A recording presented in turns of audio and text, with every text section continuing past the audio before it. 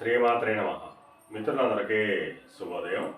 ఈరోజు శ్రీ విశ్వావసనామ సంవత్సర చైత్ర బహుళ సప్తమి ఆదివారం. ఈరోజు పూర్వాషాఢ నక్షత్రం ఉదయం 7:35 వరకు ఉంది. తదుపరి ఉత్తరాషాఢ. ఈరోజు ఏప్రిల్ 20, 2025 తేదీ ఆదివారం. ఈరోజు వజ్రం మధ్యాహ్నం 3:47 లాగైతే 5:25 వరకు ఉంది. దుర్ముహూర్తం సాయంత్రం 4:34 లాగైతే 5:24 వరకు కూడా దుర్ముహూర్తం ఇవ్వడం జరిగింది. ఈరోజు పంచాంగరీత్యా ఈ రకమైనటువంటి ఫలితాలు గోచరిస్తున్నాయి. అలాగే ఈరోజు సప్తమి ఆదివారం, దీన్నే భాను సప్తమి అంటారు.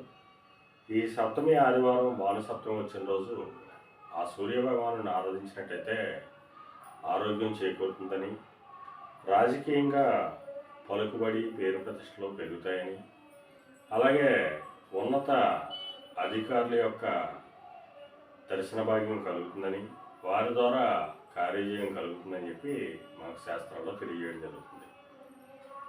అలాగే ఈరోజు నక్షత్రాలు అయినటువంటి ఉత్తరాషాఢ నక్షత్రం ఎవరికి తారాబలం కుదురుతుందో మనం పరిశీలించినట్లయితే భరణి, రోహిణి, పునరోసు, ఆశ్లేష, పొబ్బ, హస్త, విశాఖ, జ్యేష్ఠ, పూర్వాషాఢ, శ్రవణం, ధనిష్ట, పౌర్వభద్ర, రేవతి.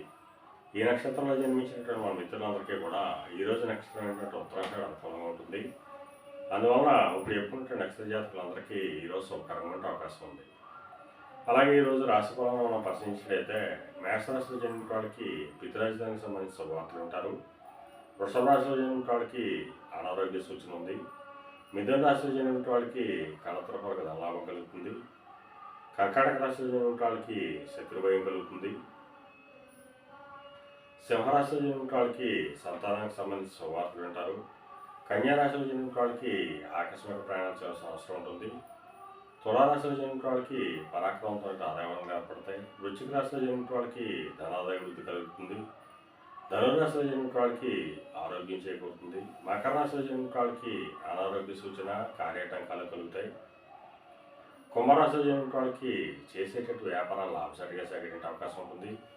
మేన రాశిలో జన్మిన వాళ్ళకి ఉద్యోగ అవకాశాలు పెరిగేటువంటి అవకాశం ఉంటుంది. ఈరోజు ద్వాదశ రాశి యొక్క ఫలితాలు ఈ రకంగా తెలియజేయడం జరిగింది. అలాగే ఈరోజు జీవ సమయ వ్యాపారాలు చేసిన వాళ్ళకి కానీ, మత్తు పనులు ప్రయోజనాలు చేసిన వాళ్ళకి కానీ, వైద్య రంగంలో ఉన్న వాళ్ళకి కానీ ఈరోజు మిక్కిలి శుభదాయకంగా లాభదాయకంగా అవకాశం ఉంది. అలాగే సముద్రయానం చేసిన వాళ్ళకి కానీ, సముద్రోత్పత్తులు ప్రయోజనాలు చేసిన వాళ్ళకి కానీ, వస్త్ర వ్యాపారులకు కానీ ఈరోజు శుభకరంగా ఉండే అవకాశం ఉంది. అలాగే రాజకీయ నాయకులు కానీ, సమాజంలో ఉన్నత వర్గాల్లో ఉన్న వాళ్ళకి కానీ, ఉన్నత కుటుంబాల్లో ఉన్న వాళ్ళకి కానీ ఈరోజు మిక్కిలి శుభదాయకంగా లాభదాయకంగా ఉండే అవకాశం ఉంది. అలాగే ముందు చెప్పుకున్నట్లుగా ఈరోజు భాను సప్తమి, అంటే ఆదివారం సప్తమి వచ్చింది. అందువలన ఆ సూర్యభగవానుడికి ఎక్కువ తేజస్సు ఉంటుంది.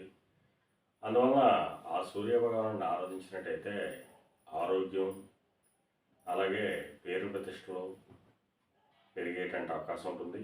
అలాగే కార్యజయం కలుగుతుంది.